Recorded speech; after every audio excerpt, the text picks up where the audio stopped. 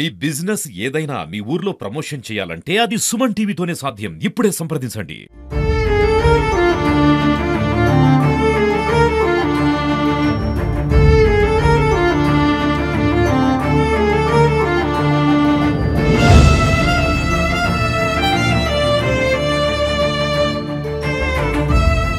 మాలబంటి alias Krishna హత్య కేసులో సరికొత్త కోణాలు అయితే వెలుగులోకి వస్తూ ఉన్నాయి. అయితే మృతుడు ఎవరైతే బంటి ఉన్నాడో బంటి గతంలోనే నవీన్ పై బెదిరింపులకు పాల్పడ్డాడు. నిన్ను చంపేస్తాను, నిన్ను చంపేస్తేనే మీ ఫ్యామిలీ నా దారిలోకి వస్తుందంటే కూడా బెదిరించినట్టు వాళ్ళ కుటుంబ సభ్యుల ద్వారా తెలుస్తూ ఉంది. ప్రస్తుతం మనతో పాటు వాళ్ళ భార్గవి వాళ్ళ మదర్ మంజుల గారు ఉన్నారు. మంజుల గారిని మరిన్ని వివరాలు తీసుకుందాం. చెప్పమ్మా మంజుల గారు, అసలు మీ అబ్బాయి ఈ బంటి ఎప్పుడు ప్రేమించుకున్నారో మీకు ఎప్పుడైనా గుర్తించారా ఆ ప్రేమ విషయాన్ని? ప్రేమ విషయం అంటే గుర్తించలేదండి. అంతకుముందు మా బాబుకు తెలిసిందంట, చెల్లెకి చెప్పుకున్నాడు.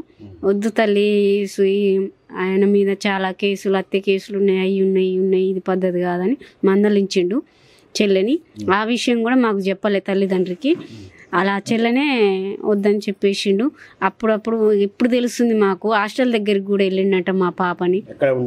హైదరాబాద్ హాస్టల్లో ఉండేది మా పాప, ప్రగతి కాలేజీలో ఉండేది. ఆ పాప దగ్గరికి కూడా వెళ్ళేదంట. మాకు తెలియదు, హాస్టల్లో ఉంది కాబట్టి మాకు తెలియలేదు. మేము ఇక అది గుర్తించలేదండి. కాకపోతే మా బాబుని అప్పుడప్పుడు బెదిరిస్తుండంట. పెద్ద ఆయనని చంపితే వాళ్ళ ఫ్యామిలీ అంతా ఊకుంటారు అనేసి బెదిరింపులు జరిగినాయి. మా బాబుని చంపుతా చేస్తా, ఆయన ఒక్కడిని చంపితే ఆ ఫ్యామిలీ వాళ్ళు సైలెంట్గా ఉంటారు, నేను వాళ్ళ పాపం చేసుకోవచ్చు అని ఊళ్ళో వాళ్ళ సపోర్ట్ కూడా ఉండండి. మా ఊళ్ళో వాళ్ళు కూడా ఎగేసిరు, ఇట్లా చంపురా, నవీన్ అనే వ్యక్తిని చంపితే మీరు ప్రశాంతంగా ఉంటారు, నువ్వు వాళ్ళ ఫ్యామిలీలో కలిసిపోతావు అనేసి మా ఊరోళ్ళు కూడా చెప్పేసిరండి. అట్లా ఆవేశంలో ఏం చేసిండో ఏం జరిగిందో మాకు తెలియదండి. అసొంటి విద్య భార్గవిని పెళ్లి చేసుకున్న తర్వాత బెదిరించిండా, లేకపోతే పెళ్లి చేసుకున్న తర్వాత బెదిరించండి నవీన్ని చంపేస్తా అని? పెళ్లి చేసుకున్నాకే బెదిరించిండండి. ఇట్లా బెదిరించాకనే మరి బాబు ఇట్లా అయితే నువ్వు ఇక్కడ వద్దు, ఇక్కడ ఉండవాకు, హైదరాబాద్ వెళ్ళిపో అని పంపించినామండి. మా బాబు అక్కడనే హైదరాబాద్లో కారు తోలుకుంటా హైదరాబాద్లో 3 నెలలు ఉండండి. బెదిరించిన తర్వాతనే, మ్యారేజ్ అయినాకనే, చేసుకున్నాకనే బెదిరించిండు. అది తెలిసిపోయిందండి మా బాబుకి. తెలిసి ఇక నువ్వు ఇక్కడ ఉండవాకు, దూరంగా ఉండిపో అంటే హైదరాబాదు వెళ్ళిండు. హైదరాబాద్ వెళ్ళి 3 నెలలు అక్కడే ఉన్నాడండి. ఇక పాపకు పెళ్లి సంబంధాలు చూసి ఇక ఫిక్స్ అయ్యింది అని రమ్మంటేనే మేము పిలిస్తేనే వచ్చిండు. రేపు వాళ్ళు సంబంధం వస్తుంది రా బాబు అంటేనే వచ్చిండు. అసొంటి సిచ్యువేషన్లో ఉండు మా బాబు కూడా. అట్లా చేసిండండి. చాలా బెదిరింపులు వచ్చినాయి మాకు కూడా. మా బాబుని చంపాలని చూసిరండి. అంటే నన్ను ఎప్పటికైనా బంటితోనే నాకు ప్రాణహాని ఉంది కాబట్టి నేను ముందే బంటిని చంపాలనే ఉద్దేశంతోనే ఇది జరిగిందంటారా? ఏమండి, ఆ ఉద్దేశం జరిగితే జరుగుండొచ్చండి. ఇక అయితే మాకైతే చెప్పైతే చేయరు కదండి పిల్లలు.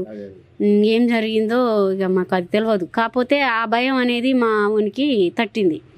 ఆ భయపడ్డాడు. 3 నెలలు దూరంగా ఉన్నాడు. నేనే దూరంగా పోతా అని హైదరాబాద్ వెళ్ళిపోయిండండి. ఏమైనా పాపకు సంబంధం కుదిరింది అనగానే అప్పుడు వచ్చేసాడు.